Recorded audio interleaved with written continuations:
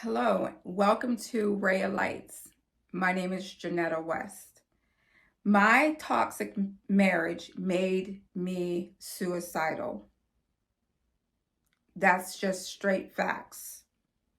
Now, disclaimer, and let me add on this disclaimer. You may hear my neighbor's dogs barking. Let's just roll with it. Somebody may begin to cut their grass. We're going to roll along with it, right? Now, also, I'm sharing my experience to help you become a better version of yourself in Christ through His Word. Are you ready? Let's get started. Now, I'm going to be looking down at my iPad because I wanted to keep everything in order, okay? And I don't want to miss anything. So, before I share my story, God gave me instructions to urge strongly, to give warning, to advise, to encourage, to make known, and to approach my audience in a challenging way. Now, part 1, women forsaken, toxic relationship. Now, we use this word toxic a lot. We say he's toxic, she's toxic, co-workers are toxic. We say our friends are toxic, environments that we are in are toxic.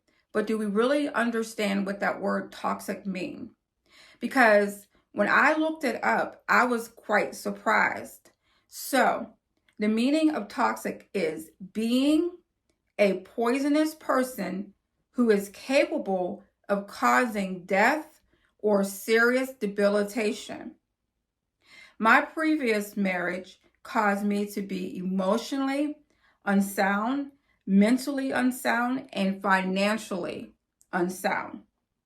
He kept me in a debilitated state, and I became lifeless because I kept him in my life too long.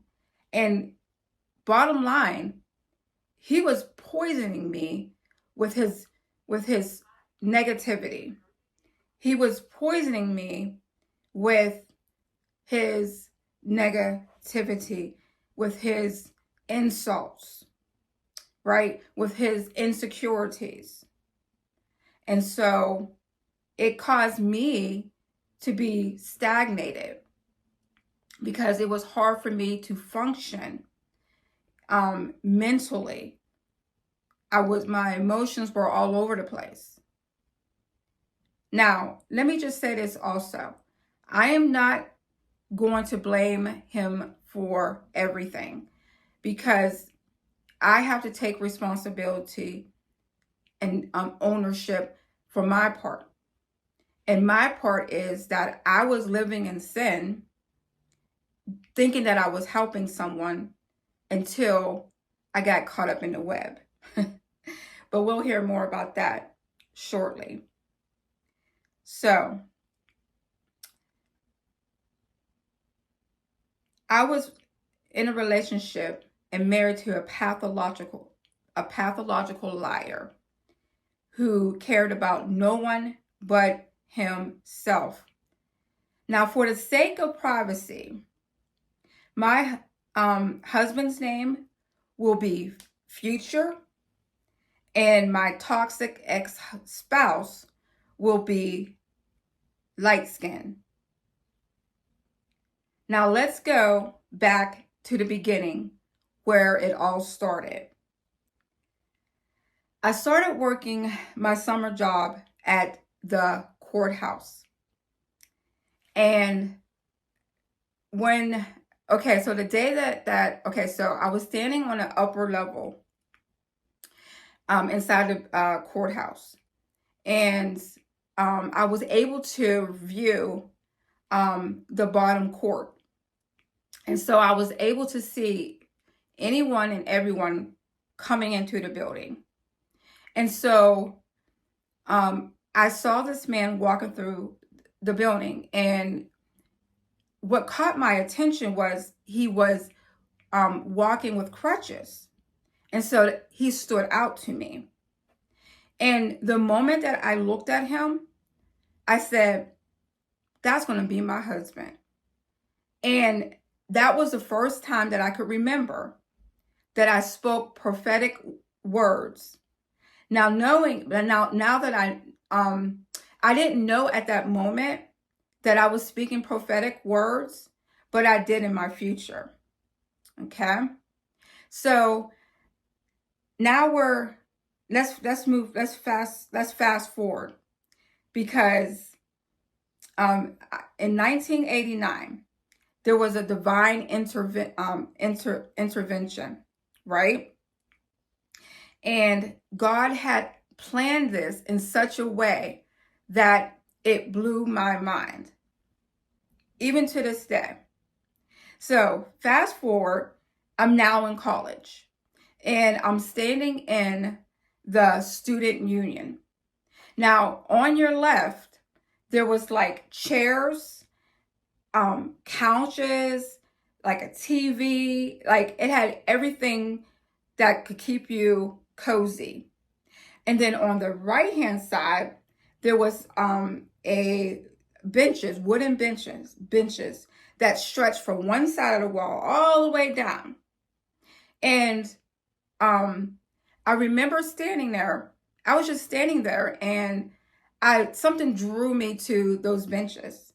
And so I'm like, okay. So I went and sat down on the bench. And so when I sat down on the bench, immediately, like I say about 10 seconds later, this girl comes and sits next to me.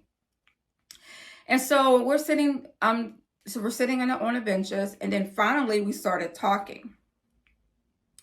And so while we were talking, I said, by the way, do you know Future? Do you know a man named Future? And she said, yes, I know Future. Future's my brother. I said, are you serious? And she was like, yes, he's my brother. And I said, so I was like, oh my gosh. Because when I was working my summer job at the courthouse where Future was worked, when my summer job was over, I didn't think that I was going to see him again, right?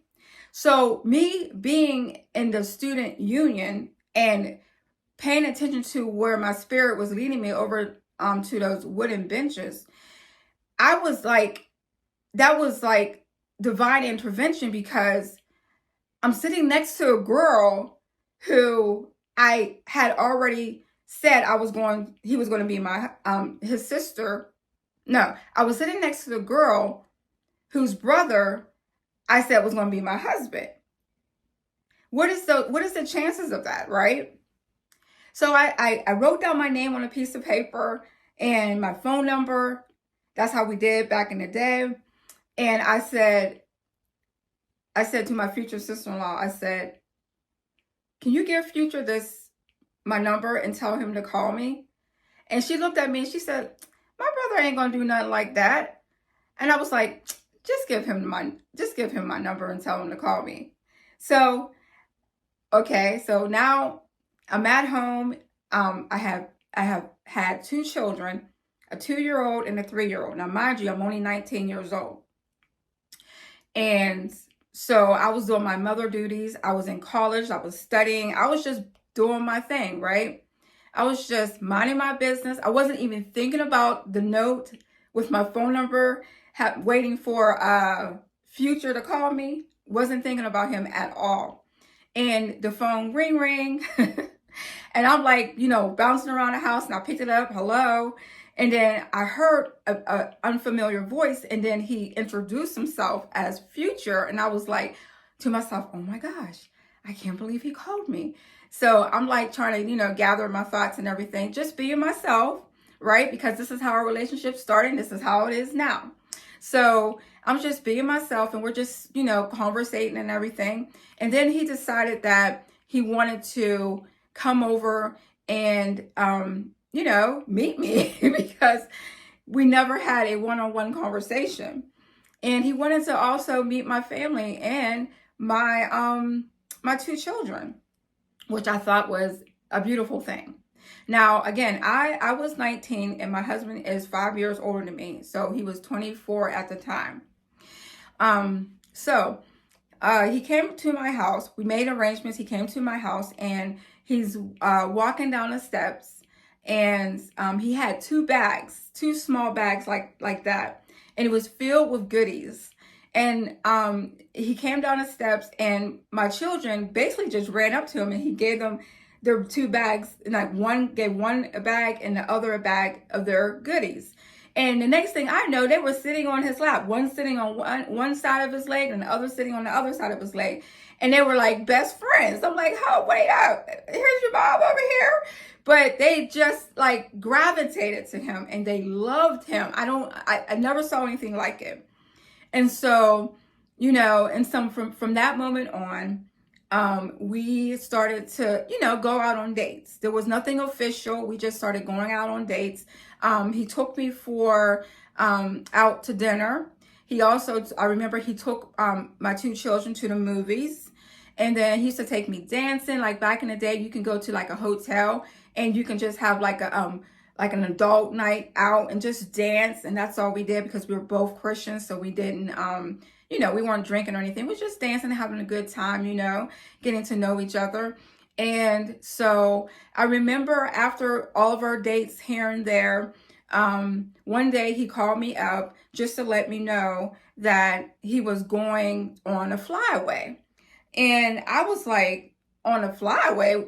I knew that he had a really great career. I knew that he was the president of the NAACP for his community, which was one of the largest branches in our whole tri-state area.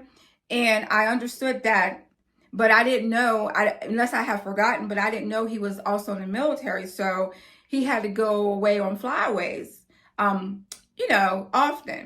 and because he was in the reserves, but yet he was still working his full-time job, right?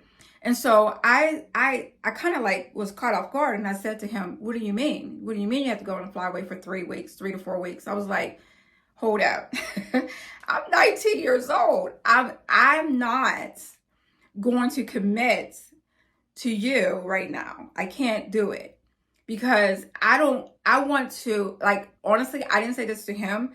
I told him this later. I told him the reason why. I told him I wanted to just be friends, and I had to stop it because I knew myself that I probably was not going to be committed, right? I could tell he really cared about me a lot, and I cared about him too, but I didn't want to do him wrong, okay? So I just kept it real with him, and I said, well, let's just be friends. And being 19 years old, maybe I could have handled it differently, but I felt like I said, I gave him my truth, right? And so let's push future aside for now. So now, we're in 1989, right? I'm standing in the student union again, and light skin was trying to get my attention.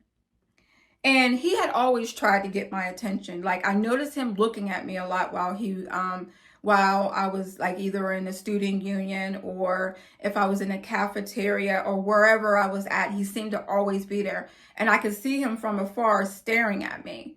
Now, honestly, with no shade or anything, my preference isn't light skin. So when he could have looked at me from, like, he could have kept glancing at me for a whole year, but he finally got enough nerves, and he came over to me and started talking to me.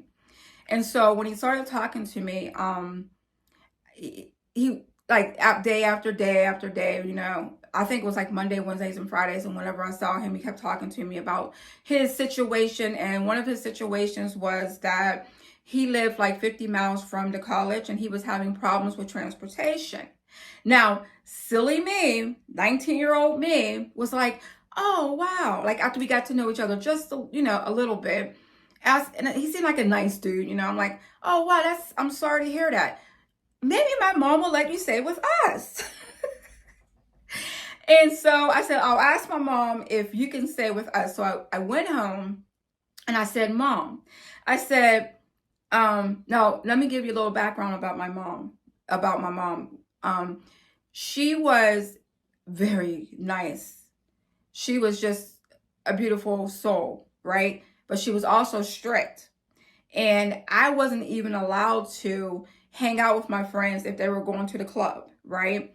I wasn't allowed to be out late at night, okay? And I also, and so just giving you that little bit of information. So when I went to her and asked her, could light skin stay with us because he was having difficulty going back and forth and finding transportation to get to college.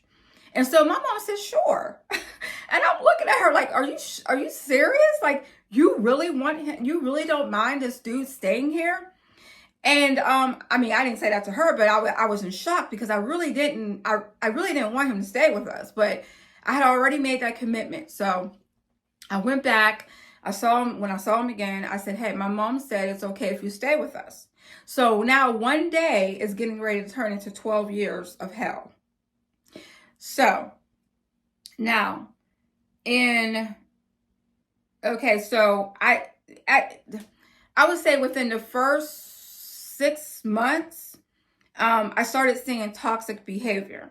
Now, I know I told you I don't dig, or my preference isn't light-skinned dudes, but I want to tell you this from the very beginning. I never was interested in this man. Even when we got married, I never was interested in him. But because I did it, what is the word I'm looking for? I did a sinful act of having unmarital sex. I sinned, right? And so we're going to continue on. I just want to let you know, I had no intentions on dating this guy. I really didn't.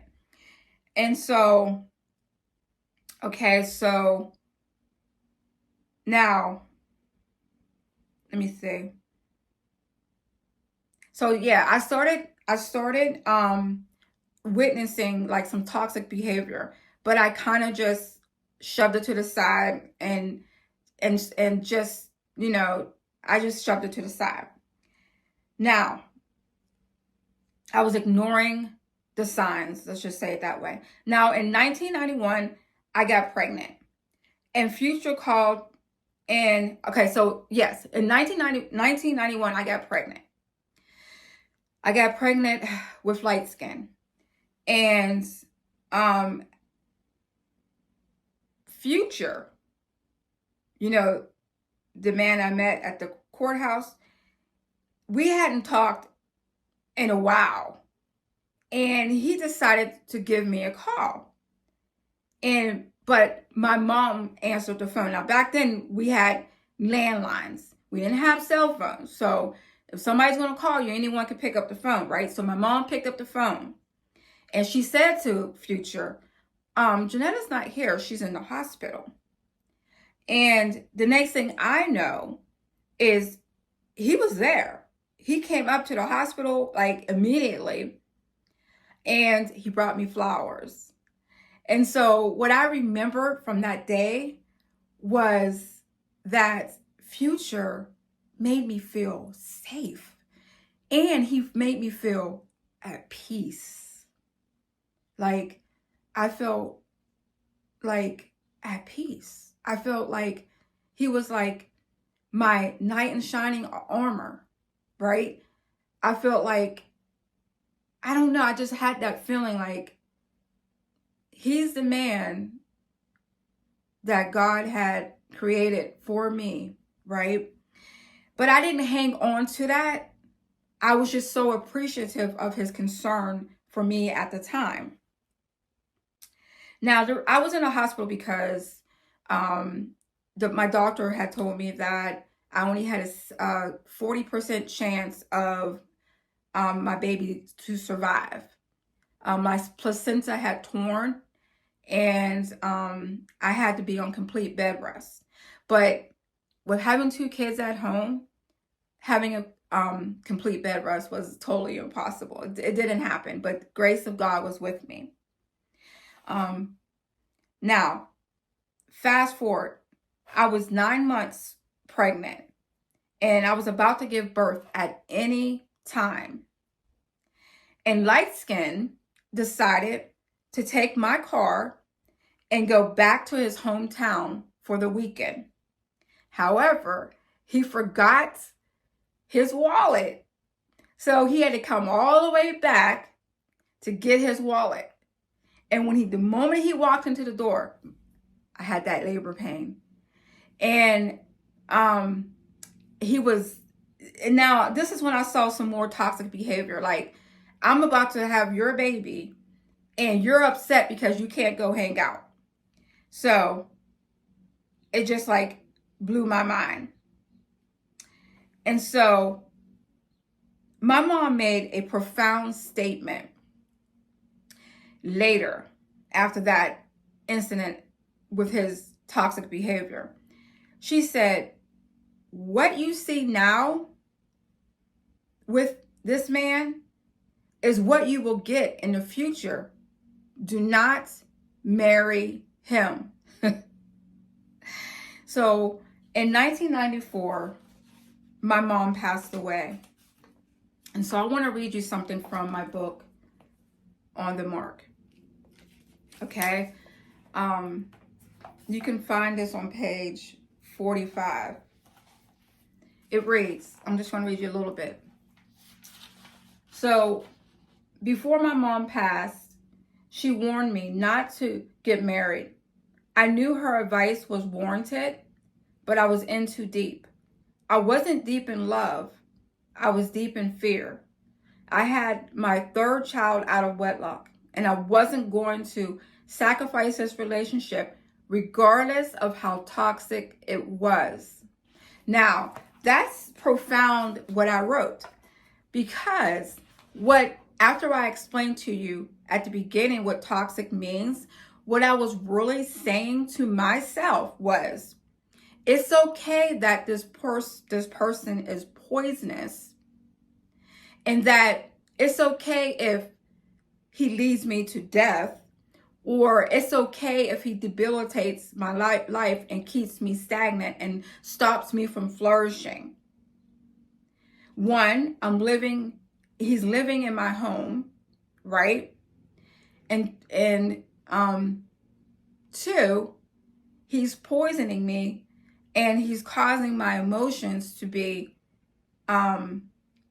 just all over the place. My mindset wasn't focused like it normally was. And he was just bit by bit, day by day, poisoning me. And we'll get to that soon. So let's get ready for part 2.